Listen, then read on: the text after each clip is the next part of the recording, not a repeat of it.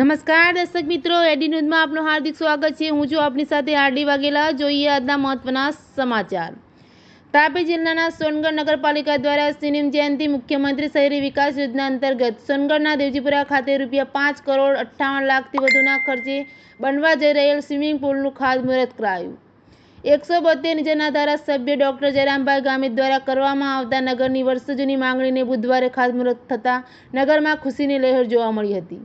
આ પ્રસંગે નગરપાલિકા ચીફ ઓફિસર ભાજપ શહેર પ્રમુખ અમિતભાઈ અગ્રવાલ, કારોબારી અધ્યક્ષ હેતલભાઈ મહેતા, પાલિકા પ્રમુખ સરિકાબેન પાટીલ, બાંધકામ અધ્યક્ષ આશિરભાઈ શાહ, પ્રકાશભાઈ ગામિત, યોગેશભાઈ મરાઠા સહિત પાલિકાના સભ્યો હાજર રહ્યા હતા। વધુમાં નોંધવું રહ્યું કે વારંવાર સ્વિમિંગ પુલની જગ્યાએ લઈ વિવાદ બાદ આખરે સોનગઢ પાલિકા દ્વારા દેવજીપુરા ખાતે સ્વિમિંગ પુલનું ખાતમુહૂર્ત કરાતા આ વિવાદનો અંત આવ્યો હતો। એડી ન્યૂઝ સાથે રિપોર્ટર વિકાસ પાટીલ સાથે કમલેશ વાઘમારે, તાપી।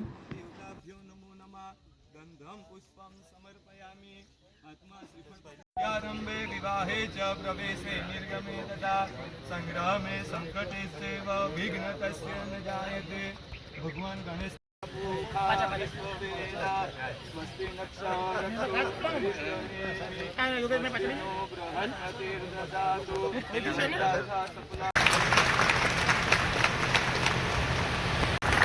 ખૂબ આભાર પ્રમુખશ્રી વિનંતી કરીએ છીએ પ્રવીણભાઈ પધારે આપણી સીઓનું પણ સ્વાગત કરવામાં આવશે।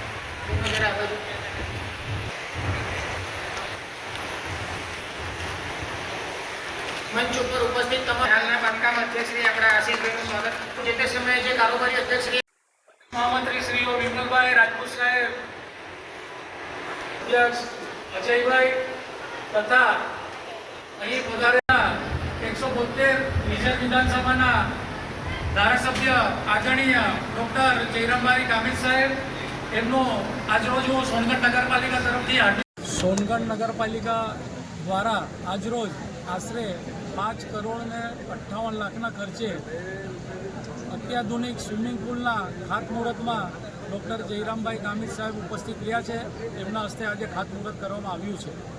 આ સ્વિમિંગ પુલને ગામને દરેક નાગરિકોને, નાના ભૂલકાઓને સુવિધા ખૂબ સારી મળી રહેશે તથા એની બાજુમાં જે ક્રિકેટ ગ્રાઉન્ડ છે તેનું બી ડેવલપમેન્ટ થઈ રહ્યું છે। રમતવીરોનો પણ ખૂબ જ પ્રોત્સાહન મળશે।